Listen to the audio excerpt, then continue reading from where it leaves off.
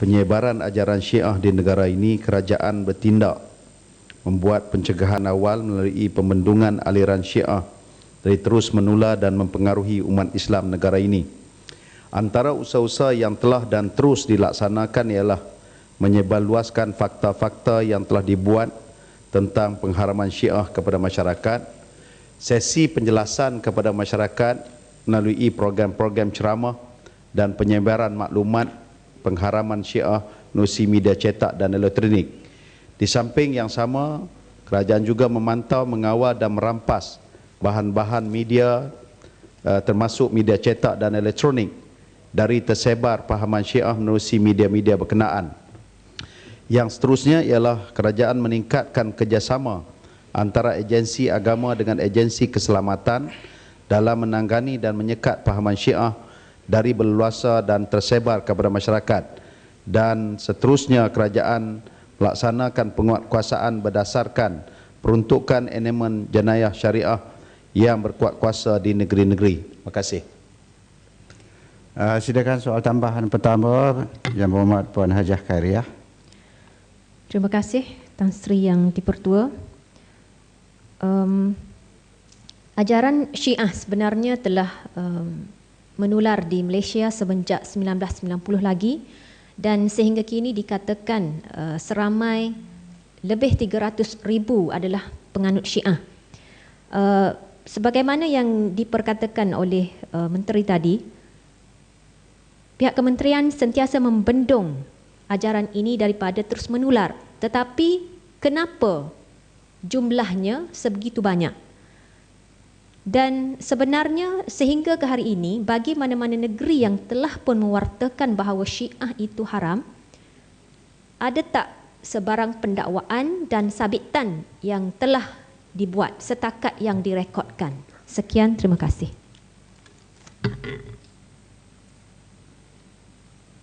Tan Sri Yang Dipertua dan Yang Berhormat Puan Hajah Khairiah binti Muhammad, pertamanya saya ingin menjelaskan bahawa pendakwaan terhadap 300,000 yang telah pun disebut oleh pihak ataupun kumpulan yang mengamalkan Syiah ini sebenarnya sebagai yang pertama sebagai satu pendakwaan.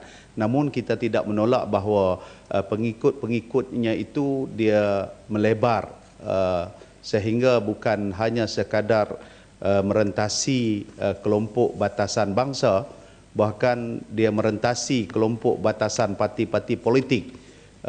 Pelbagai anutan parti politik yang didokong juga merentas di dalamnya pendokong-pendokong yang daripada golongan Syiah.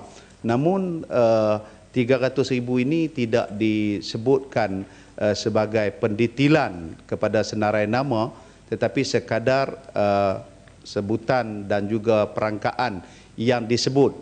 Dan ada pandangan yang menyebut memang ada jumlah yang agak besar, tetapi tidak sampai kepada 300,000. Mungkin kerana faktor-faktor untuk membesarkan sokongan dan juga menunjukkan bahawa mendapat sambutan yang begitu ramai.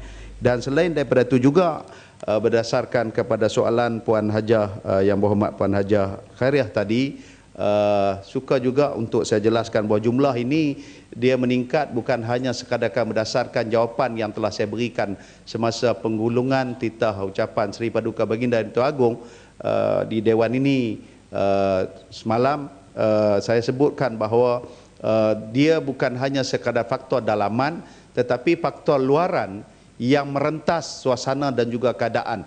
Faktor luaran dalam erti kata ialah melalui penyebaran media-media yang bukan dalam kawalan sepenuhnya oleh kerajaan, seperti mana media yang bersifat internet, media yang bersifat baru ini yang sukar untuk kita bendung. Dan juga begitu juga kalau tadi ditanyakan negeri yang telah pernah menguatkuasakan, berapa buah negeri yang telah pun menguatkuasakan, di antaranya pendakwaan yang dibuat oleh kerajaan negeri Selangor dan beberapa negeri yang lain masih lagi berjalan.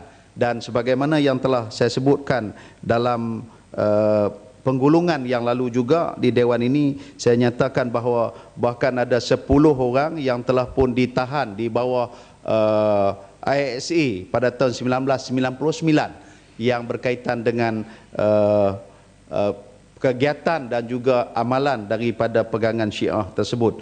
Dalam masa yang sama juga pihak kerajaan melalui jawatankuasa fatwa telah pun bersidang sebanyak sekurang-kurangnya 2 kali, di mana tahun 1994 kemudian diikuti pula pada tahun 1996 untuk supaya diperkemaskan lagi fatwa tentang pengharaman terhadap anutan Syiah ini. Jadi ini di antara beberapa kerangka dan juga kronologi tindakan-tindakan yang telah pun diambil oleh pihak kerajaan bagi mengatasi masalah yang sedang berjalan yang seperti ini. Terima kasih. Yang Berhormat, kerana masa tidak mengizinkan kita terpaksa menyelesaikan banyak perkara dan untuk dibahas dari segi, maka saya akan setakat itu sajalah soal lisan dan kita pergi seterusnya kepada agenda.